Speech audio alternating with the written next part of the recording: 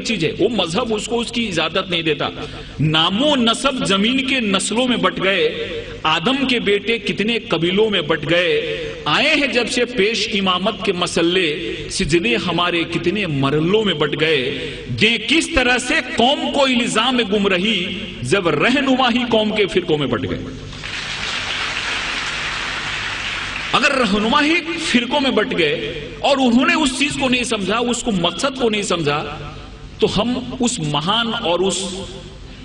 Great religion کو کیوں دوش دیں جنہوں نے پوری دنیا میں امن کو لایا۔ یہ سمجھنے کی چیز ہے، کیونکہ بہت ساری چیزیں مجھ کو بھی معلوم نہیں تھی، میرے بھی من میں بہت سارے مس انڈرسٹینڈنگ تھے۔ جب میں نے اسلام کو پڑھا اور اسلام جاننے والوں سے چرچا کی تو میرے من میں بہت سارے جو مس انڈرسٹینڈنگ تھے وہ مس انڈرسٹینڈنگ دور ہو گئے۔ ایک جگہ ایسی آیت آئی ہے جہاں پہ کہا گیا ہے کہ اس دنیا کی کوئی بھی ایسی جگہ نہیں ہے جہاں پہ ہم نے اپنے نبی اور رسول نہ بھیجا۔ 1,24,000 ہم نے اپنے نبی رسول دنیا میں بھیجے، جس میں سے 25 کا نام قرآن میں آیا ہے۔ دنیا کی کوئی بھی ایسی جگہ نہیں ہے جہاں پہ ہم نے نبی رسول نہ بھیجے ہو، اور پوری دنیا جو ہے وہ خدا کی بنائی ہوئی ہے، اس لیے خدا کے لیے ایک شبد یوز کیا گیا ہے۔ گاڈ جو ہے، خدا جو ہے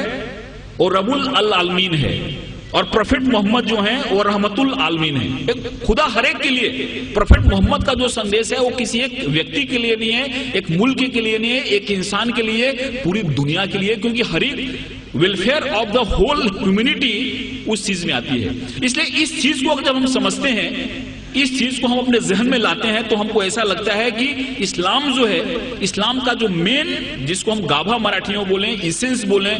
ہندی میں سار بولیں، وہ ہے کہ انسان ایک کیسے بہتر زندگی جی سکتا ہے اور خدا کے کیسے قریب جا سکتا ہے، ایک چیز ہمارے اسلام میں بتائی گئی ہے۔ اور مجھے امید ہے کہ اس طرح کے کارکرم سے یہ جو بات ہے لوگ تک پہنچے گی اور انسان ایک اچھا بہتر انسان بنے گا، اور ہر ایک انسان کے من میں پیار محبت کی بات آئے گی۔ قرآن میں جہاد جو شبد ہے، لفظ ہے، کیول 41 ٹائم آیا ہے، لیکن اور جو چیزیں ہیں،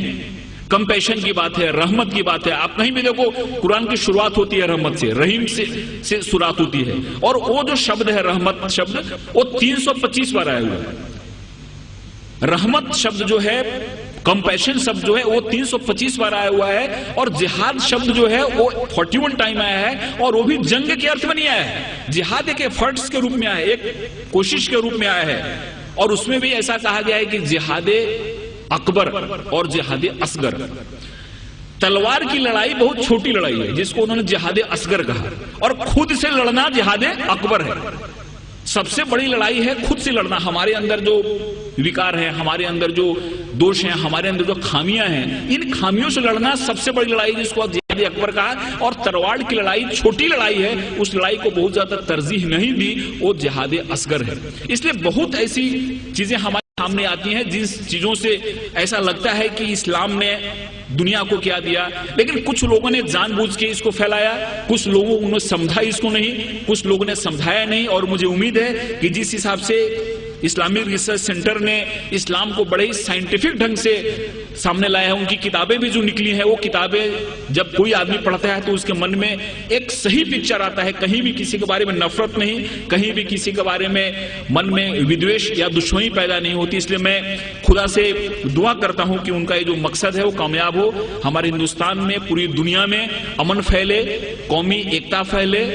قومی آہنگی پھیلے، اور اس شبدوں کے ساتھ میں آپ سے ودا لیتا ہوں کہ محبت سے کرو آغاز تو اجنبی بھی قریب آتے ہیں، محبت سے کرو آغاز تو اجنبی بھی قریب آتے ہیں، اور محبت ہے ایک روحانی منزل جہاں فرشتے بھی سر جھکاتے ہیں۔ خدا حافظ۔